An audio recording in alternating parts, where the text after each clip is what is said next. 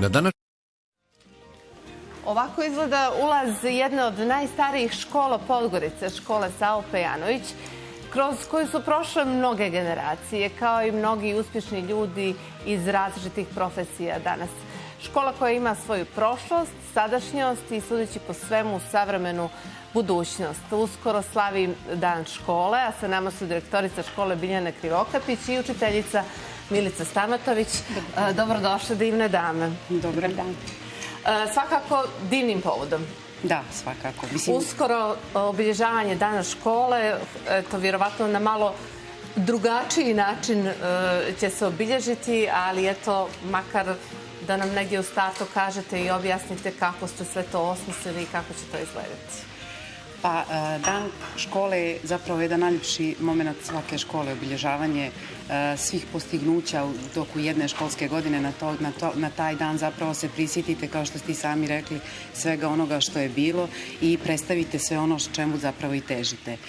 Ove godine, kao i prethodne godine, u potpuno nekim novim okolnostima slavimo dan škole, ali potrudili smo se da bude dosta približno kao i što bi u realnim nekim uslovima bilo.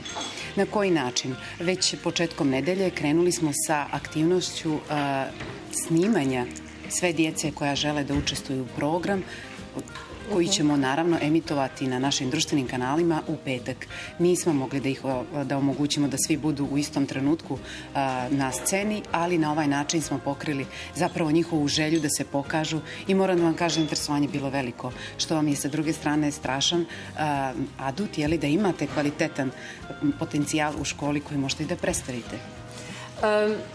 Vama korona definitivno nije stala na put, pogotovo u aktivnostima što za djecu, tako i za roditelje, ili tako?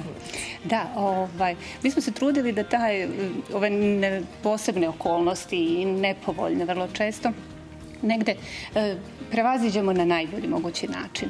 Ono što bi možda bilo zgodno sada pomenuti, što bi možda bilo zanimljivo i vašim gledalcima i što bi budućim đacima naše škole, eventualno je to da mi u prvom razredu sada imamo prvi put dvojezično odeljenje. To znači da će jedno odeljenje naših prvaka pohađati nastavu na engleskom jeziku. Ne sve, nego dio nastave, tu moram da budem jasna, jedan manji procenat, možda nekih 20-30%. Od noviteta možda, u stvari, to je novina. Sad, ono što se već neko vreme dešava u našoj školi, to je produženi boravak za sva 3 razreda.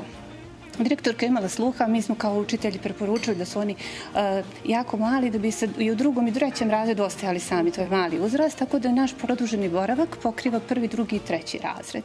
Sad, kad kažem da pokriva, to nije ono puko čuvanje djece, nego je, ti sadržaji su dosta kvalitetno osmišljeni, rade vaspitači koji su pravi profesionalci i voljela bih da, verovatno ćete imati prilike nekada da čujete i utiske naših učenika, da ne bude da samo mi to tako pričamo i da se hvalimo, to je zaista tako. Pa negdje, ukoliko bi upravo gledalci i ispratili vašu Instagram stranicu, mislim da zaista može dosta toga i da se vidi i nekako da se sazna koliko ste aktivni.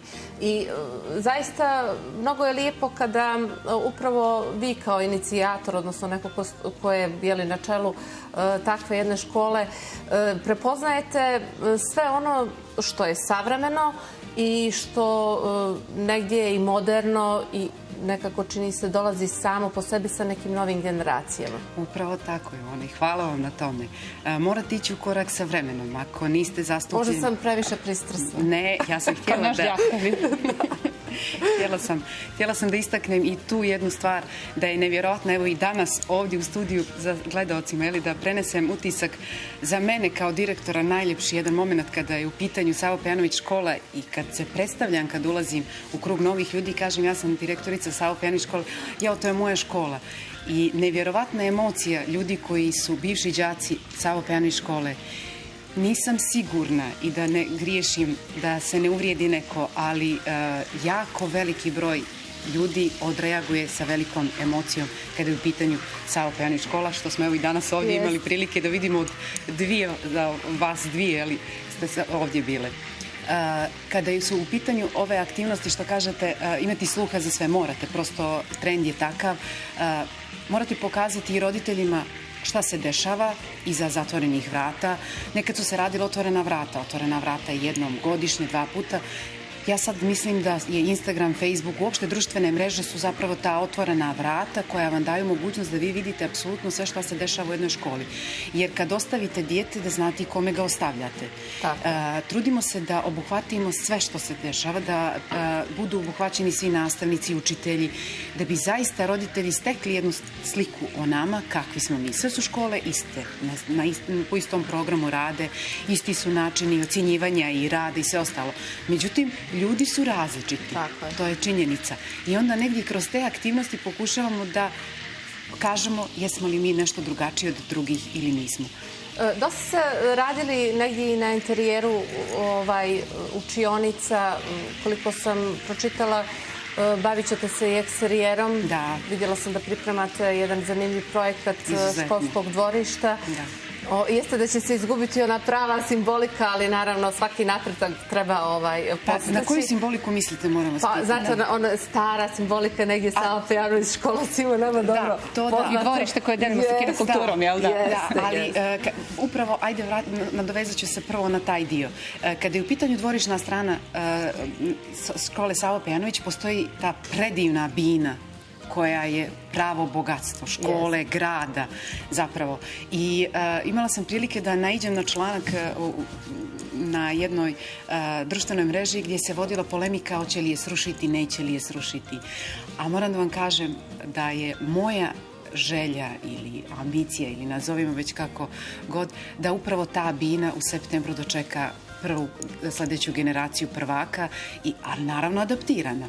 Tako da smo ovih dana, tokom početka ove nedelje, potpisali ugovor o rekonstrukciji kompletnog dvorišta sa firmom Bemax i u narednom periodu nekih mjesec dana mi očekujemo zapravo to novo izdanje, ali ćemo, vjerujte, zadržati sve to zbog svih bivših generacija koje nose emociju, da ide, da se ne dešava sad nikakav novi trend, nego da prosto ostane sve kao što i jeste. A kada je u pitanju samo renoviranje unutrašnjosti samog interijera, moram da vam kažem da sam prosto zadivljena i ja sama koliko smo postigli. To je jako kratak period bio i negdje kad smo krenuli u cijelu priču adaptacije, stavili smo neki mnogo duži rok. Međutim, stvari su se mnogo brže dešavale, energije su se poklapale, dobri ljudi su se pojavljivali i moram da vam kažem da na današnji dan renovirane su sve učionice, njih ukupno 18, promijenjeni podovi, oblovani parketi u zavisnosti gdje je okrečene, zamijenjeni, folije na prozorima, draperi, rasvjeta u učionicama, mobilijar. Internet u svim učionicama, izvinite. Internet u svim učionicama, da, naravno i taj dio. Zbornica, kuhinja, znači biblioteka. I sad kad stanete i pogledate, je li moguće, korona je bilo? Da, da. Ali mi smo... Rekao ja na samom početku da vam zaista ovaj period pandemije nekako nije teško pa u stvari vrlo je bio produktivan. Bio je produktivan. Bilo je jako puno raznih akcija, moram da vam kažem. Jako dobro smo prihvaćeni od strane roditelja, imamo sjajnu saradnju sa njima, imamo klub roditelja koji vode divne mame škole koje organizuju raznorazne aktivnosti. Ja se nadam da ćemo imati radionice vrlo često. Fondacija škole Savo Pejanović, to su svi ti dobri ljudi koji imaju sluha da prepoznaju naravno potrebe škole. Bilice, ovaj period negdje tokom online učenja i komunikacije sa đacima, kome je negdje teže pao? Vama ili đacima? I ko se kome više raduje? Pa ne znam, mi smo nastojali nekako da budemo u kontaktu dok je bila online nastava. Prosto je bilo napravljeno, ali jednostavno ništa ne može zameniti taj živi kontakt, živu reč, tu komunikaciju i to. Oni su se stvarno, s prilikom svaki tog online časa ili viđenja žalili kada ćemo više u školu. I tako da teško je to, možda ne treba tu zanemariti to koliko je to roditeljima teško palo. Kad se srećemo ovako u gradu, oni kažu šta je se kad će više škola, da ih pošalju i to jer je koliko god izgledalo to jednostavno i s obzirom da ja radim sa mlađim uzrastom, ono što je živa reč, ono što je živi kontakt, ono što je učiteljica je jako važno. I ono što bih također htjela da kažemo vezano za ovu priču kad direktorica kaže da sreće sada bivše đake i tako. Mi upravo sve činimo da za nekih 10, 20 i više godina naša sadašnja djeca tako reaguju na našu školu. Bukvalno je to naša misija zapravo. I ja pomenula jedan isto meni onako značajan moment negdje ste uvrstili i tu digitalizaciju, odnosno digitalizaciju približavate isto tim mlađim generacijama, što je zaista onako negdje pravi potez, reklo bi se. Pa upravo se opet vraćamo na priču trendova. To je trend. Znači, to se dešava, djeca to vole. To je klub robotike, 3. razred. Učiteljica Milica je upravo... Da je deo tima koji to voli. Upravo njena generacija. Ove godine pilot projekat. Interesovanje veliko. Moram da vam kažem, to je bilo... Nismo mogli uključiti sve koje vole, ali rekli ste da ćemo to proširiti. Proširit ćemo sljedeće godine, iskreno se nadam. Bilo je teško izabrati koliko djeci. Imamo 3 tima, opet je malo.